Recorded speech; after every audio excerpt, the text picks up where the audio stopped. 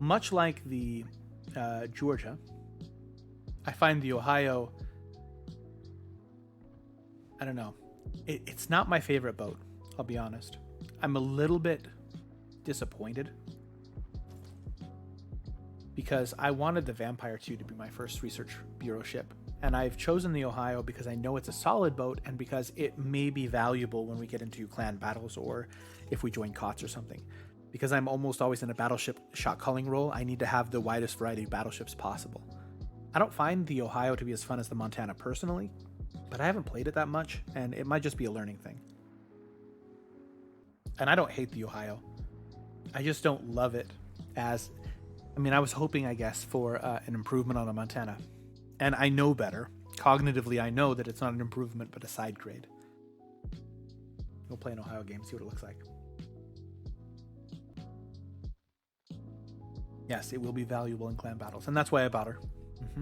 And to be honest, if I'm going to use her in clan battles, then I need to play her a hell of a lot more. It's not enough to say I know how to play battleships. Every ship is unique and needs its own understanding of its, cost benefit and the margins that you ride to make the best use. And I don't know that for Ohio. I know that for Yamato. I know that to some extent for Montana, and that's just about the number of times that I've played the ship. Did take quite a few games to get used to the guns. Yeah, fair enough. And to be fair, I'm playing her with a 16-point captain. More captain skills would probably help as well.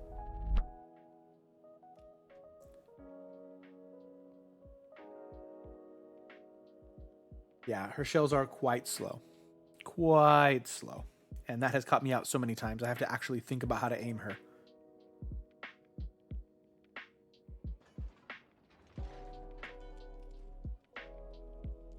Realize that the upcoming clan battle season is limiting every team can have only one of each ship. So while I'm looking forward to this clan battle season, if your whole clan all buys Moskvas, then they'll have to take turns. Moskva is a very recommendable boat, by the way. This is a good argument for diversifying your tier 10 lineup.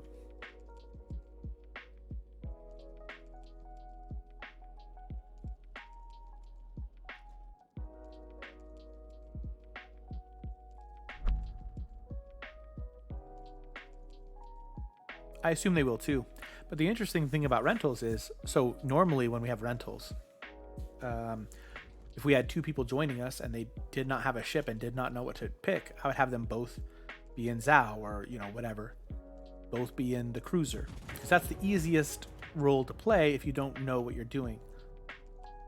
The fact that only one person can be in a Zhao or the Nevsky or whatever the rental is, will put a damper on that.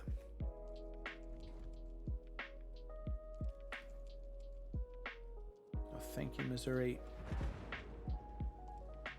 Thank you, Ohio.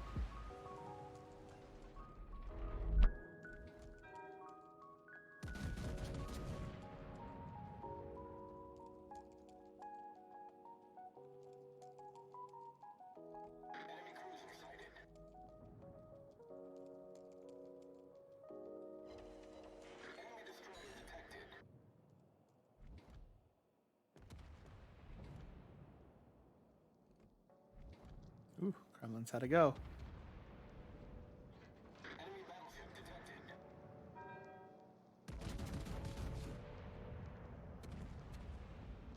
Trying to give this Des Moines space because he's going to want to maneuver.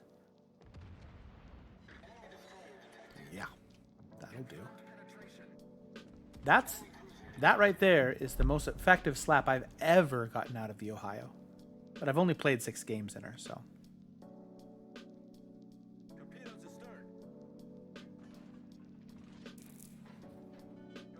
Yeah, we just ended that Missouri.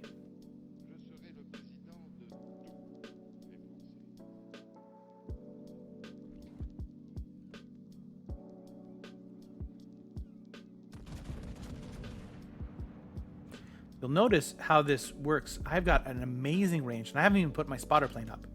So the fact that I could reach out and touch someone who's right there, if they are using islands as cover, they might not expect me to shoot them at that range. That's one of the reasons the Ohio is so commonly used in competitive. You can threaten what's in front of you, but you can also threaten people who don't even know you're looking at them. Find someone who's fairly stationary and then punish them for ignoring you, or punish them for not realizing that there's a little gap in the island that they're using as cover.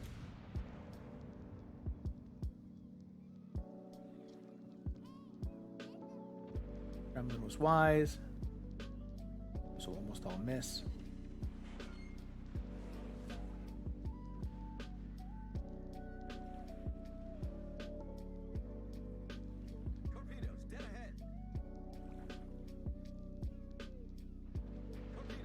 When it's still healthy, we make a push.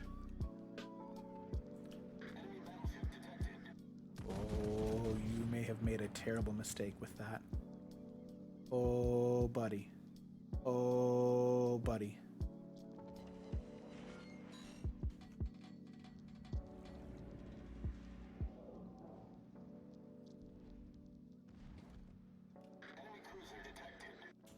We're having the high lobbing shells is actually a huge advantage.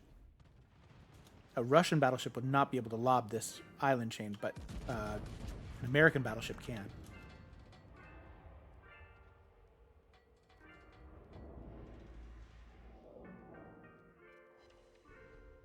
And way high. Turning in again?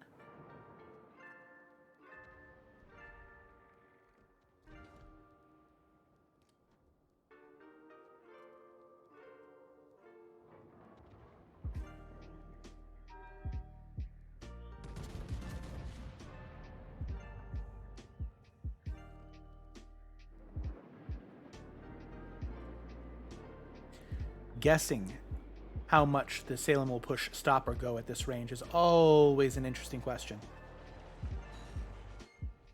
Guessed correctly, but I don't have the kind of accuracy to make that deadly.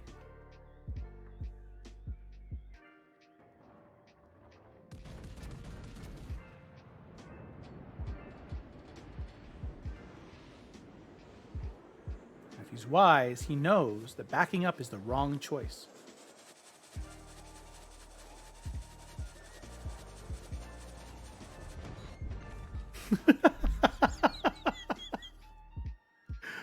Oh, backing up was the wrong choice. And now you.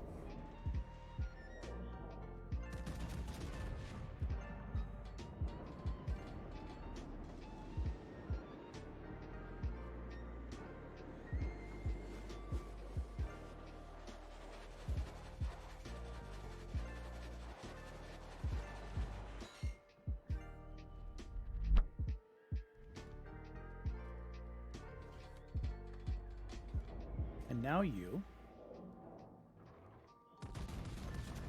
So you'll notice that this kind of punishing from the side, I was going to push forward and take the cap. That's not necessary.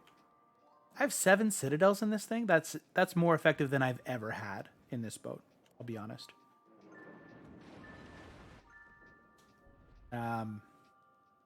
That's gratifying because I was really struggling to enjoy this boat, to enjoy the high caliber shells, considering that I lost, 50% of my saturation. But that's gratifying.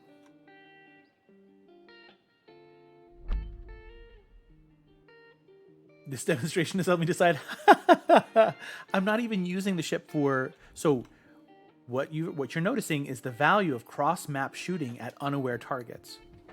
Right? That's great. The fact that this ship can do it well is fantastic. But the other value of the boat, which is charging into something and accepting the incoming damage, that's not even been demonstrated here. You turned under it. However, turning under it makes him flat broadside to me.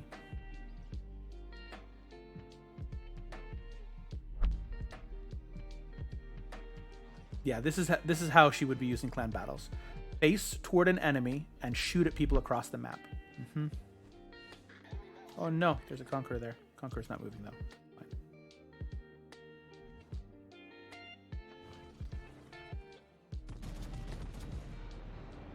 Alright, Conqueror. The ship is on fire.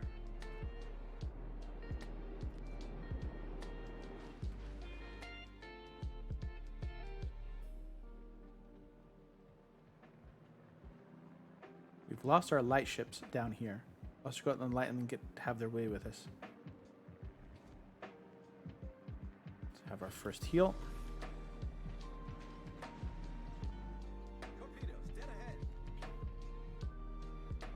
That sucks.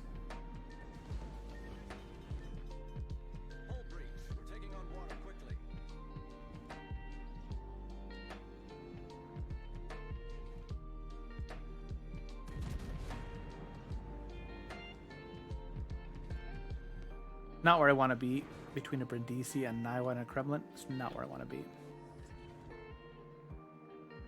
With a DD here and probably another DD there. Everywhere a DD. Little Kremlin. Yep. Yep. Notice it's only 21 seconds till my next repair, though. Which is the purpose of this boat.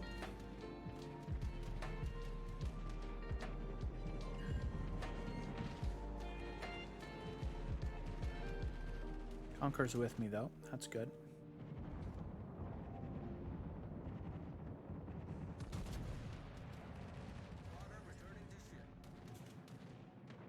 Not angling enough. Yeah, that I deserved. Yeah, I'm mostly safe from Brindisi now. That's good.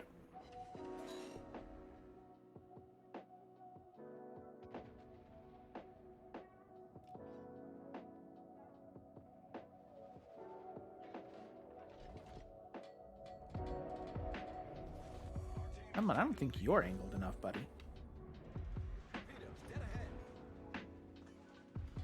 Eat one.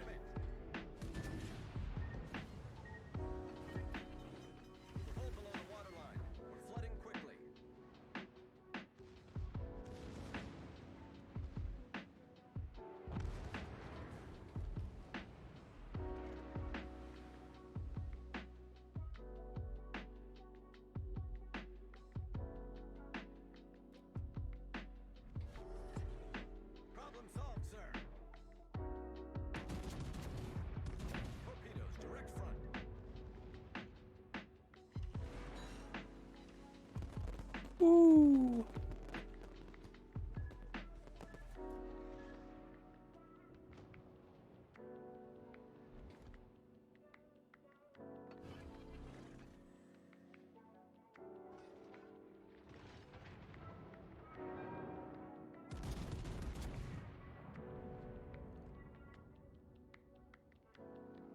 Bye, Brindisi.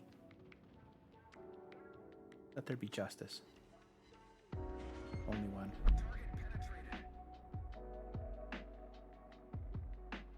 You can. So here's the thing, and this is what Almis was hinting at. You can build it however you want. It can hold a secondary build. I'm doing primaries. I accuracy spec. Anything that can hold an accuracy spec, I almost always will accuracy spec. But she can be built for secondaries if that's what you choose.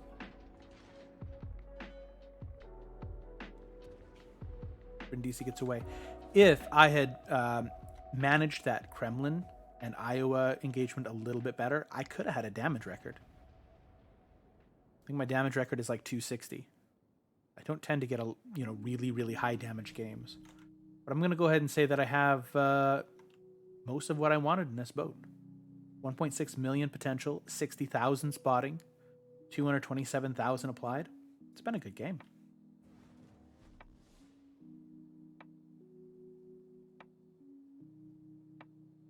This is without question, and look, I've got a repair party up again.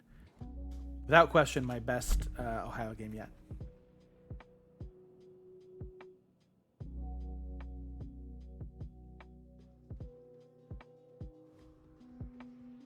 There's kind of a meme going on right now where Montana hulls are being built for secondaries. And then you shoot HE. And it's viable. It's surprisingly viable. But I don't think that it's ideal.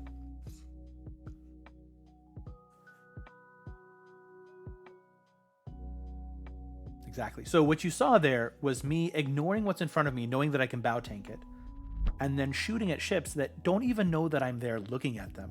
I was unspotted behind an island, shooting at ships that were flat broadside to me at nearly my max range. Um, like the Montana, my accuracy is roughly as good at almost any range. So if I can aim well and if I can guess what someone's going to do 15 seconds into the future, that's the real mistake. Salem had no reason to be guessable 15 seconds into the future. Just because in his local area he was fairly safe doesn't mean that he's safe in general. And that's how the Ohio is used competitively. That's how any of the big battleships are used competitively. When I play Yamato, that's still what I'm supposed to be doing.